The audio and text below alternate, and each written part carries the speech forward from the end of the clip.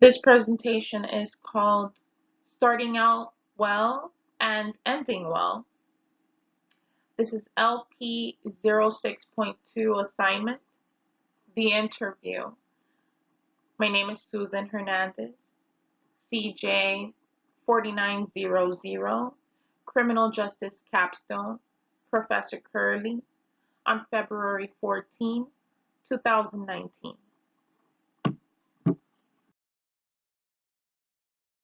Tell me something about yourself. Hello, my name is Susan Hernandez. It's nice to meet you. I am a lifelong learner. I have chosen to major in concentrations, all interrelated with the law. On December 10, 2018, I earned an Associate of Arts in Psychology at Miami-Dade College. On November 1st, 2015, I acquired an Associate Health Sciences Medical Office and Billing Specialist degree at Ultimate Medical. On February 17, 2019, I will achieve a Bachelor's of Applied Science, Criminal Justice degree at National American University to prepare for my future. Tell me about your work experience. As you may observe from my resume, I've held diverse job positions ranging from a clothing factory as my first position, with floor and inventory duties at Ashwood Inc., to a doctor's answering service called Answering Unlimited. Another place I worked at was Domino's Pizza, assisting customers by phone as a CSR as well as in carry-out duties. In addition, I worked for a cab company as an operator in Yellow Cab. As a newcomer in college, I worked for the MDC bookstore while attending school.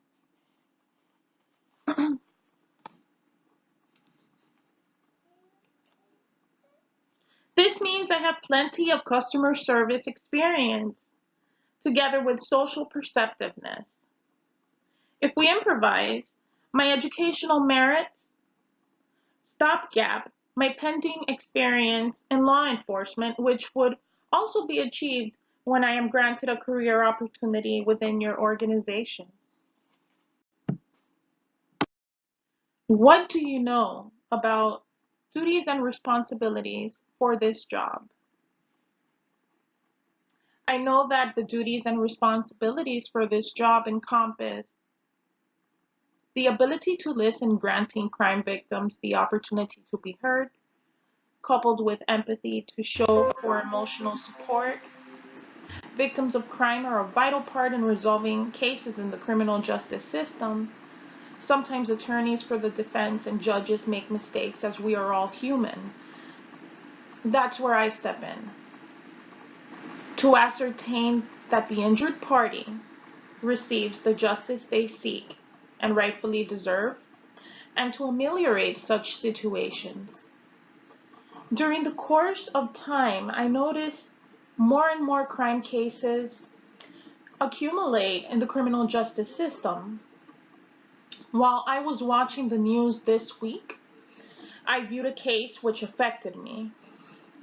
A family man was killed, leaving behind 5 children and 15 grandchildren. The criminal beat him to death, punching him in the head until the victim lost consciousness. Due to his brain not functioning, he died. The subject showed no remorse in his photo image taken. In corrections, he he displayed an apathetic gesture and face expression, demonstrating his monstrosity. And at an early age, the individual has no problem killing as a young adult and had a history of beating the elderly until hurting them badly. Now he's taken away the life of a 60-year-old male whom is described as a good, humorous person loved by his family and the community. One of his youngest daughters is especially deeply affected by their loss. This occurred in Miami, Florida, within a neighborhood called Little Havana. The criminal who committed this atrocious crime must be put away forever. This is also why I support President Trump in his plans to make America great again. The criminal in this case is of Nicaraguan background. The crime victim was Cuban. Even though not all Central Americans are criminals, a lot of them are. Measures must be taken to protect our country, which can prevent crime. How do your education and experience fit this position? My education and experience fit this position because I possess all of the educational requirements demanded. I will experience success and be noticed as soon as I gain a certification in social work. Further, I will be promoted in your company. Once I hold a master's in management with an emphasis in criminal justice that is preferred in organizations. Within this slide, you may appreciate a quote said by British computer scientist Alan Turing. It reads, "We can only see a short distance ahead, but we can see plenty there that needs to be done."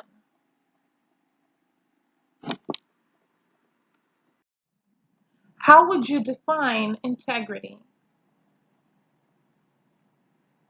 Integrity entails transparency, amending wrongs into rights, professionalism, and work ethic.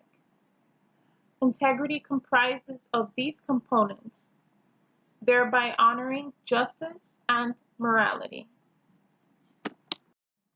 Describe a situation in your life where you had to overcome adversity. I had to overcome adversity as a youth when the people around me whom I love, family, and a past significant other, stated I would never be a forensic psychologist, which is my long-term goal. I overcame adversity because I turned around and said, "Watch me." Here I am today, close to earning my baccalaureate criminal justice degree. Now I am ready to become a victim's advocate. In this following slide, we see a beautiful saying by Black Elk Oglala Sioux Medicine Man. It goes, "Sometimes dreams are wiser than waking." What characteristics must one possess in order to be a good victim's advocate?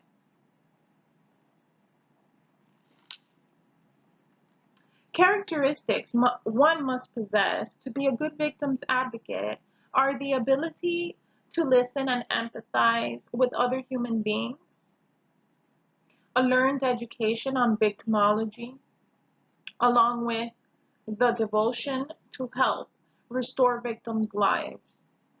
This is a commitment of everyday work and the challenge to change the world.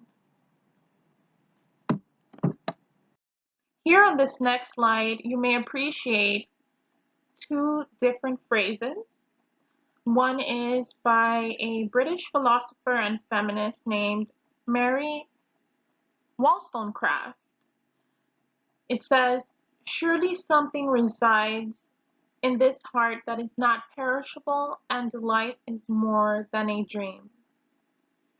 Also, another saying is said by Henry Ford. It reads as follows: "Anyone who stops learning is old, whether at 20 or 80. Anyone who keeps learning stays young. The greatest thing in life is to keep your mind young." Describe a time you had to deal with conflict and how you resolved the situation.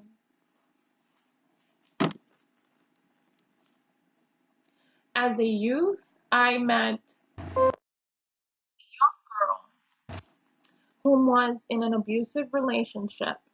I was heading to a restaurant to eat, and I bumped into her. I greeted her and her partner as I headed to my destination. As I took a few steps, I began to hear punches and screaming behind me. The victim managed to get out of the car, but without her shoes on. In tears, she ran towards me. I grabbed her hand, took off my sandals, and put them on her. I said, "Let's take advantage the coward disappeared." I grabbed her hand and we ran inside a laundromat nearby and asked the manager if I can hide her in the bathroom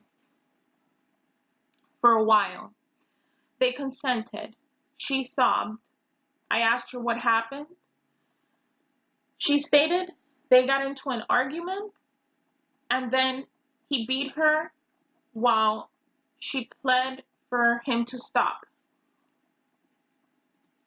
While she was pleading for him to stop, I told her I was calling the police. She requested that I wouldn't because we couldn't hide in the laundromat the entire day. When we departed, the aggressor returned in his vehicle. Although he demanded for her to get in his car, she did not because she was afraid. Once he left, I convinced her to contact the police. I dialed 911. When an officer arrived at the scene, I explained everything. A police report was made in regards of the incident. The officer said she's lucky to have a friend like me. He didn't know she was more of an acquaintance I met once before. Later on, I received a mail notification requesting my appearance as a witness for the case. When I contacted a phone number on the document, I was told that there was no court date to attend because the crime victim dropped the charges. Sorry. I'm on this earth for a special purpose. It's not a mere coincidence I've witnessed so much violence and helped victims rebuild their lives. My calling is to initially start my career path as a victim's advocate. Then I will resume as a child, family, and school social worker. Finally, I will continue on my scholastic adventure in the climb of becoming a forensic psychologist. Within the slide that precedes, there is a quote by Mahatma Gandhi. Be the change you want to see in the world, and that is what I intend to do. The final slide contains the references on the victim's advocate position I wish to apply for. Thank you for viewing my presentation.